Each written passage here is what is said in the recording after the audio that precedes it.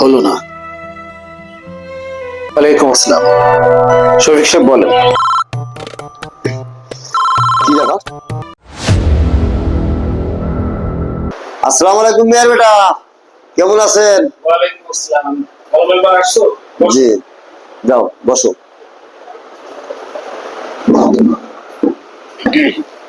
মেয়ের বেটা তো আপন তো চিনলেন না, চিনলেন কারে? আসমত মোল্লারে। এখন কি আইসে আসমত মোল্লা? আমি তো ঠিকই আইছি। আসলে অত কিছু ভেবে তো নির্বাচনে সাপোর্ট দেই নাই, আর তুমিও আমার কাছে আসোনি। আসাদুল্লাহ আসলো, আমার সাপোর্ট চাইলো, আমি আর না করিনি। যাও, অতীতের কথা ভুলে যাও। গ্রামে সবাইকে নিয়ে তো থাকতে হয়। মেয়ের বেটা দেশের যে অবস্থা, তাতে মানুষজন এলাকায় নাই।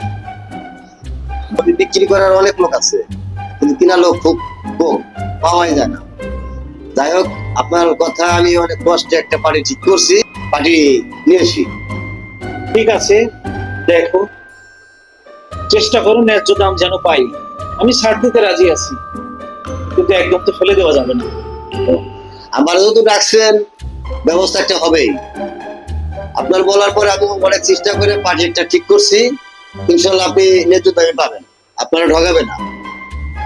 জমির দলিলের ফটোকপি এখানে আছে, তুমি আগে দেখাও, পার্টি খোঁজ খবর নেই, এরপরে আমি মূল দলিল দেব।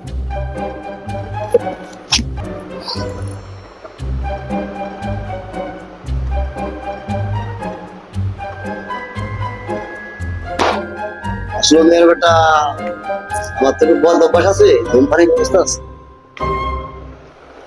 আসলে আমার তো এসবের অভ্যাস নাই। তুমি পাশের রুমে আমার পিয়ন আছে, ওর কাছে যাও, ব্যবস্থা করে দিই।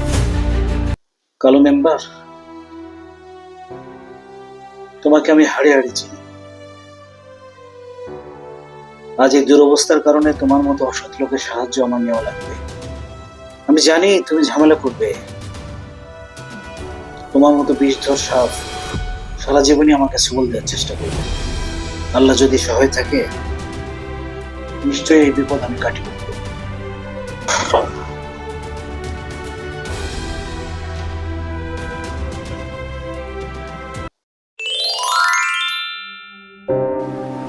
আসসালামু আলাইকুম বাবাজি। ওয়ালাইকুম আসসালাম। আচ্ছা, বসো। আপনার পরামর্শ মতো সব বন্ধুকে ফোন দিয়েছি, কেউ সাড়া দেবে না। যাকে ফোন দেন সেই বলে সে সমস্যা আছে। আমার সে তাদের সমস্যা নেই বেশি। বাধ্য হয়ে গ্রামে ফোন দিয়েছি। গ্রাম থেকে জমি বিক্রি করার জন্য লোক এসেছে। কথাবার্তা শুনে মনে হলো ন্যায্য দাম পাবে। লোকটা ডাউট করতেছে, কিন্তু উপায় নেই। জমি বিক্রি করতে হলে ওর সাহায্য নেয়।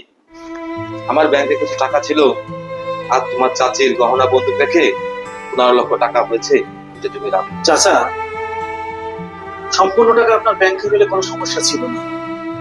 চাচির গহনা বন্ধক রেখে টাকা নিয়ে আসছেন। আমি জানি কদিন পরে আপনার মেয়ের বিয়ে। এই অবস্থায় এই টাকা আমি কিভাবে নেব? এই টাকা নেওয়া কি আমার উচিত হবে? অবশ্যই ঠিক হবে।